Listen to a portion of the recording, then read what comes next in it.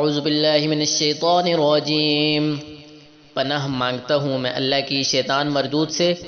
بسم اللہ الرحمن الرحیم، شروع کرتا ہوں اللہ کے نام سے جو بڑا مہربان نہایت رحم والا ہے۔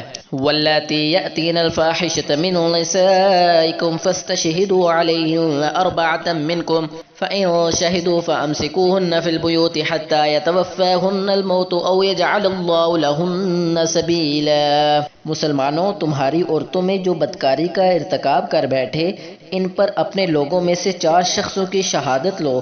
اگر وہ ان کی بدکاری کی گواہی دیں تو ان عورتوں کو گھروں میں بند رکھو یہاں تک کہ موت ان کا کام تمام کر دے یا خدا ان کے لیے کوئی اور سبیل پیدا کر دے۔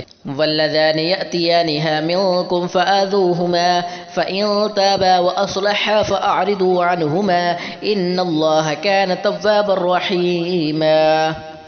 اور جو 2 مرد تم میں سے بدکاری کریں تو ان کو ایذا دو، پھر اگر وہ توبہ کر لیں اور نیکوکار ہو جائیں تو ان کا پیچھا چھوڑ دو، بے شک خدا توبہ قبول کرنے والا اور مہربان ہے۔ انما التوبۃ علی اللہ للذین یعملون السوء بجہالۃ ثم یتوبون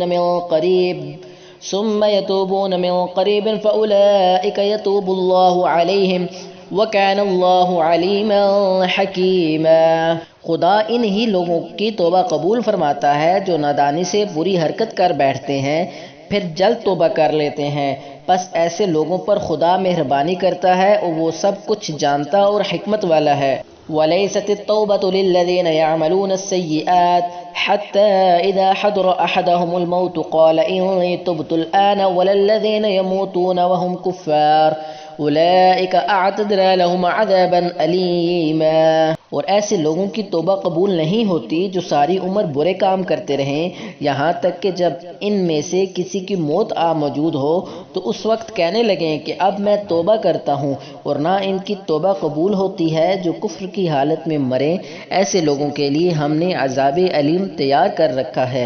يا أيها الذين آمنوا لا يحل لكم أن ترثوا النساء كرها ولا تعضلوهن لتذهبوا ببعض ما آتيتموهن إلا أن يأتين بفاحشة مبينة وعاشروهن بالمعروف فإن كرهتموهن فعسى أن تكرهوا شيئا ويجعل الله فيه خيرا كثيرا۔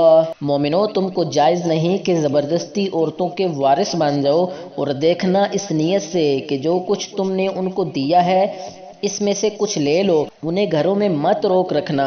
ہاں، اگر وہ کھلے طور پر بدکاری کی مرتکب ہوں تو روکنا نامناسب نہیں، اور ان کے ساتھ اچھی طرح سے رہو سہو۔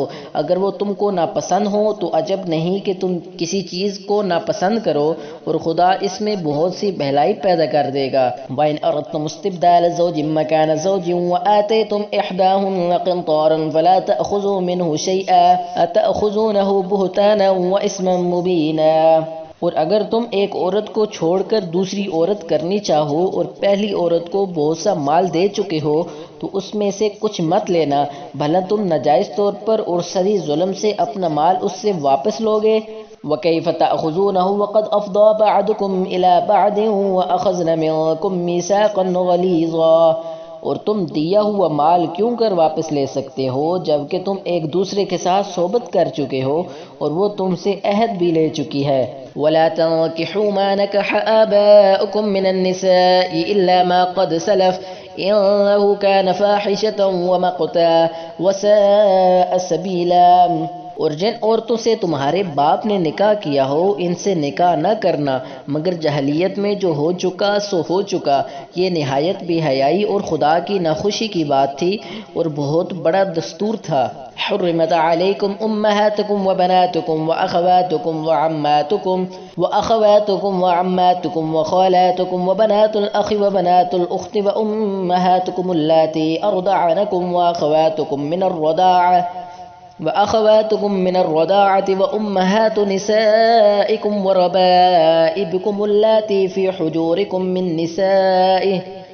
من نسائكم اللاتي دخلتم بهن فإن لم تكونوا دخلتم بهن فلا جناح عليكم وحلائل أبنائكم الذين من أصلابكم وأن تجمعوا بين الأختين إلا ما قد سلف ان اللہ کان غفورا رحیما۔ تم پر تمہاری مائیں اور بیٹیاں اور بہنیں اور پھوپھیاں اور خالائیں اور بہتیجیاں اور بھانجیاں اور وہ مائیں جنہوں نے تم کو دودھ پلایا ہو اور رضائی بہنیں اور ساسیں حرام کر دی گئی ہیں، اور جن عورتوں سے تم مباشرت کر چکے ہو ان کی لڑکیاں جنہیں تم پرورش کرتے ہو وہ بھی تم پر حرام ہیں۔ ہاں اگر ان کے ساتھ تم نے مباشرت نہ کی ہو تو ان کی لڑکیوں کے ساتھ نکاح کر لینے میں تم پر کچھ گناہ نہیں، اور تمہاری صلبی بیٹیوں کی عورتیں بھی اور 2 بہنوں کا اکٹھا کرنا بھی حرام ہے، مگر جو ہو چکا سو ہو چکا، بے شک خدا بخشنے والا اور رحم کرنے والا ہے۔ صدق اللہ العظیم۔